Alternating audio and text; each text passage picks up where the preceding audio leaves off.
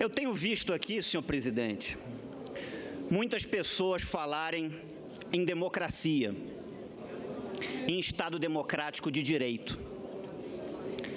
Na democracia e no Estado democrático de direito, quem ganha a eleição governa. Mas esse governante não tem o direito de fazer o que quiser. Ele não tem uma carta em branco para fazer o que quiser. Ele tem que respeitar a legislação vigente do país. E dentro dessa legislação, a Lei de Responsabilidade Fiscal, a Lei Orçamentária Anual, que inclusive faz parte da Constituição Federal, no seu artigo 85, inciso 6º, como crime de responsabilidade o seu descumprimento. A Lei de Responsabilidade Fiscal é uma conquista desse país. Alguns disseram aqui que a Lei de Responsabilidade Fiscal retira dinheiro da educação, da saúde. É o oposto. O cumprimento rigoroso da Lei de Responsabilidade Fiscal é que vai fazer ter dinheiro para investir na saúde, na educação. Isso não é uma questão pequena, como alguns quiseram fazer ver aqui. E eu falo isso com a maior tranquilidade, porque no final do ano de 2014 eu era deputado federal e o governo mandou para o Congresso Nacional o PLN 36 de 2014, que alterava a meta fiscal. E eu, como deputado federal, votei contra o PLN 36 de 2014.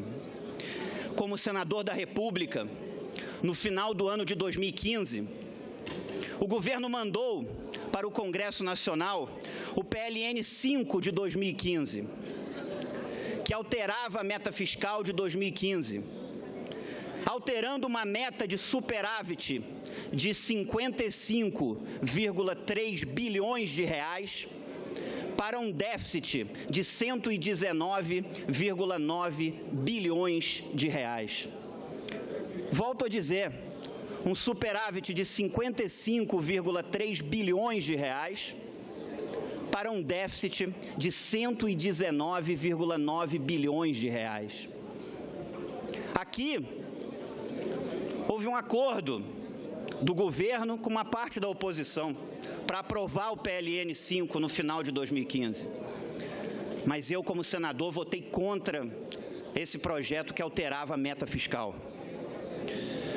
Um governo não pode gastar mais do que arrecada. Isso, para mim, é princípio. Do mesmo jeito que na casa de qualquer um, a pessoa não pode ter um gasto mensal maior do que o seu salário. Quando um governo gasta mais do que arrecada, quem paga o preço disso num ponto futuro é o contribuinte com aumento de impostos. Alguém tem que pagar esse déficit que o governo produziu. E quem paga esse déficit? Paga o contribuinte no ponto futuro com aumento de impostos. E é esse contribuinte que eu estou nessa casa para representar. É esse contribuinte que o meu mandato aqui representa. Meu lado não é partido, não é governo. Meu lado é o lado do contribuinte brasileiro. É esse que eu estou aqui para representar. E é esse que o meu mandato representa aqui. Além disso, senhor presidente, o governo editou 6 decretos de créditos suplementares sem autorização legislativa, descumprindo a lei orçamentária anual, sem serem compatíveis com a meta fiscal vigente. O orçamento público, ele surgiu no ano de 1215 na Inglaterra. O rei gastava demais e alguém tinha que dar um freio nos gastos do rei. A partir daí, o rei, para fazer qualquer gasto, a partir da Magna Carta inglesa, o rei, para fazer qualquer gasto, tinha que pedir autorização ao parlamento, tinha que ter autorização prévia do Grande Conselho, que é o poder originário do parlamento inglês. No Brasil, 800 anos depois, a presidência da República edita decretos de crédito suplementar sem autorização do Congresso Nacional, o que fere a lei orçamentária anual e o que está tipificado na Constituição Federal, no seu artigo 85, inciso 6º, como crime de responsabilidade. E, senhor presidente, o artigo 167, inciso 5º da Constituição Federal, ele é claro e ele diz: são vedados a abertura de crédito suplementar ou especial sem prévia autorização legislativa e sem indicação dos recursos correspondentes. É a Constituição Federal, no seu artigo 167, inciso 5º. Porque se todo final de ano alterar a meta fiscal, para que meta fiscal então? Coloca uma meta na Lei de Diretrizes Orçamentárias. Não cumpre a meta, no final do ano, muda-se a meta. Isso não é sério. Isso não é coisa de país sério. Meta é para ser cumprida. Tem que ter respeito à Lei de Responsabilidade Fiscal. Tem que ter respeito à lei orçamentária anual, tem que ter respeito à legislação vigente do país. O nome do regime onde um governante pode fazer o que quiser é ditadura. Na democracia, no Estado democrático de direito, quem tem mais votos governa, mas esse governante não tem liberdade para fazer o que quiser, não. Ele tem que respeitar a legislação vigente do país. Além disso, senhor presidente, as pedaladas, as famosas pedaladas fiscais, são essas pedaladas e o efeito delas que mexem na vida real do brasileiro, que geraram uma inflação, segundo o IPCA, uma inflação no ano passado de 10,67%, que geraram 10 milhões e 400 mil desempregados, segundo o IBGE. E pedaladas que envolvem o BNDES.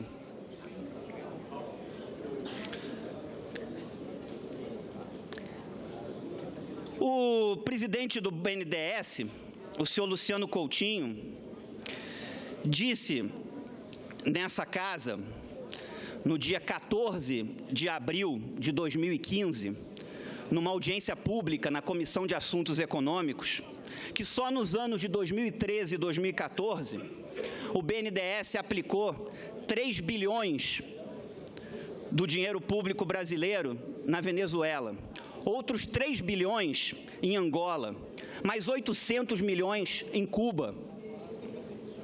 Eu apresentei nessa casa um projeto de lei, o PLS 261 de 2015, que proíbe que o BNDES aplique o dinheiro do contribuinte brasileiro no exterior, que proíbe o BNDES de financiar projetos no exterior. O dinheiro do contribuinte brasileiro tem que ser gasto no Brasil. E a Lei de Responsabilidade Fiscal, no seu artigo 36, ela é clara. Ela diz: é proibida a operação de crédito entre uma instituição financeira estatal e o ente da federação que a controle, na qualidade de beneficiário do empréstimo. E é isso que foi descumprido pelo governo federal. E dando dinheiro, inclusive, para o BNDES.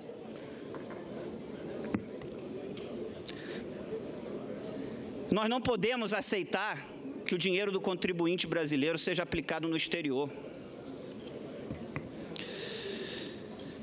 Não me interessa se o erro é do PT, do PSDB, do PMDB ou de que partido seja.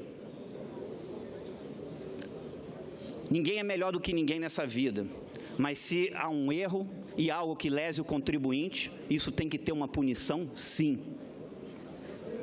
Corrupção existe em todos os países do mundo. O que não pode ter impunidade é a pessoa cometer um ato ilícito e não ter uma punibilidade sobre ela no ponto futuro. Eu queria estar aqui discutindo o futuro do Brasil, discutindo uma reforma do Estado. O Estado brasileiro hoje está dominado pelas máquinas dos partidos políticos. Parece que ele existe não para servir o contribuinte, parece que ele existe para servir os partidos políticos e as suas máquinas. A construção e perpetuação de máquinas políticas. Enquanto a França possui 4.800 cargos comissionados, os Estados Unidos inteiro 8.000, o Brasil possui 23.941 cargos comissionados, de acordo com uma resposta formal do Ministério do Planejamento a um requerimento de informações meu como parlamentar.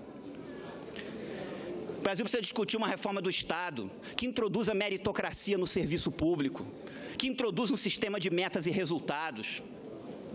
Precisa discutir uma reforma política, onde o acesso do cidadão comum à política seja facilitado, que introduza uma nova forma de se fazer política, porque a atual está falida. E precisa discutir uma reforma tributária, que simplifique esse modelo e que reduza a carga tributária desse país. O Brasil tem uma carga tributária de 36% do produto interno bruto, a maior dos BRICS, maior que a da Rússia, maior que a da Índia, maior que a da China, maior que a da África do Sul.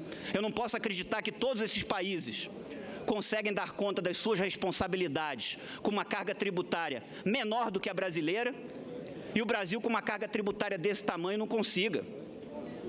Gostaria de estar aqui discutindo essas reformas, uma reforma do Estado, uma reforma política, uma reforma tributária.